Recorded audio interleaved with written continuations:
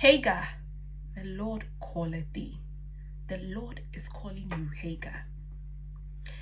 Abraham and Sarah used Hagar. Yes, they did. And you see, we allow people use us when we don't know our worth and we don't love ourselves. When we have misplaced identities and anything goes, that anything goes attitude. Oh, it's okay, I'm fine with this. That attitude was what Hagar had. Because if Hagar loved herself, she wouldn't have allowed Sarah talk her or push her into sleeping with Abraham. And so when Hagar got into that position or that place of sleeping with her master, she started feeling important. Yes, I can equate myself to the madam of the house. I can now feel important, the big boss, because what makes Sarah the madam of the house is that Sarah is Abraham's wife. And what happens between husband and wife, it has happened between Abraham and Hagar. So Hagar starts feeling important. And then she expected to be respected the way that Sarah was respected. Why? Because she has paid the price. Sarah, do you know what it takes to sleep for a young girl to sleep with a man with sagging flesh? Oh, I can only imagine how that feels like.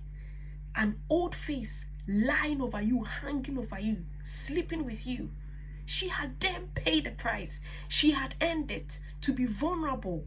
It takes balls to sleep with a man with sagging flesh, a man who is old enough to be your father. It takes balls. It takes some damn balls to do that. And Hagar had paid the price. So she felt she had every right to feel important.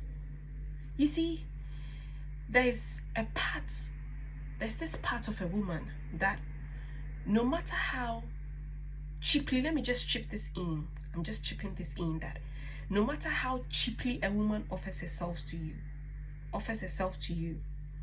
there's this part of her that still values herself.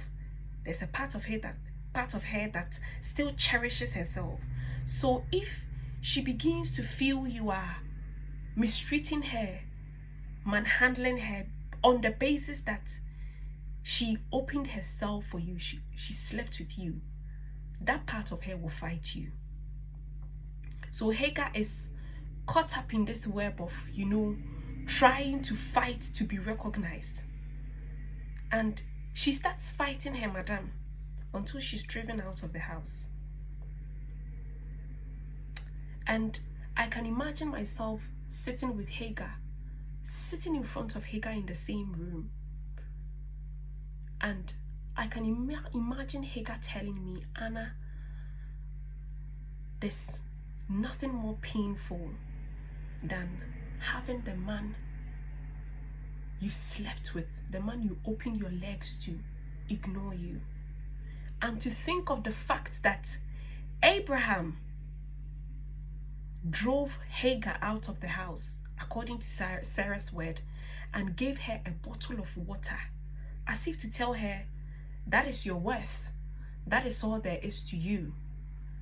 No compensation for the damages done to her life. Yes, there were some damages because she was young. Hagar was young enough to be Abraham's daughter. So there were sure some damages done to her life. When she sits and thinks about it, processes it, she's a human being. And Abraham did this, and then shockingly enough, God allowed it. God allowed it. The story of Hagar is very similar, or I would say common, to the story of many ladies in my generation, many women, many young ladies in my generation. In fact, there's a big industry for this. It is called the side chicks industry. And the Holy Spirit was telling me, in fact, I was actually studying on what I call the discipline of Joseph, when the Holy Spirit started talking to me about Hagar, just talking to me, and then I just started writing as the Holy Spirit was talking, and then the Holy Spirit was telling me that the seed of Hagar are seeds of pain and bitterness, because they are seeds of girls with no fatherly figures in their lives. When you sit most of these girls that are sleeping about with married men left and right, they are no fatherly figures in their lives, so they don't appreciate the family unit. And God will allow that man betray you in a way that you would never think of, in a way that will reduce your worth to nothing.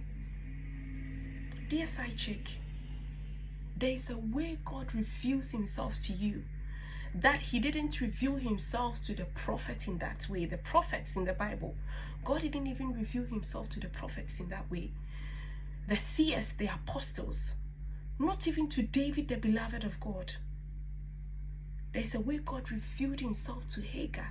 He says, I am the God that sees you.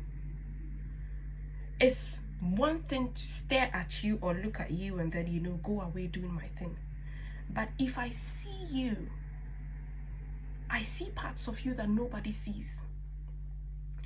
I see parts of you that people will discard, but I value. I value you. Dear side chick, God is extending a hand of invitation to you to allow him be your provider, because a time is coming, and sure, it will happen. It will definitely happen.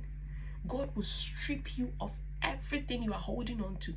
The man you consider your backbone, God will strip it off, because God sees the cycle. Hagar's giving birth to Hagar, and the cycle is continuously repeating.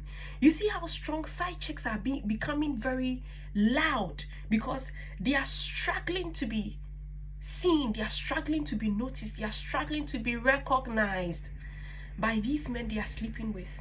They are becoming very loud. They are the baby mamas we see on the internet. Some are celebrities here and there. God says, allow him to be what only he can do. He is the only one that can see you. That man cannot see you. Are you ready?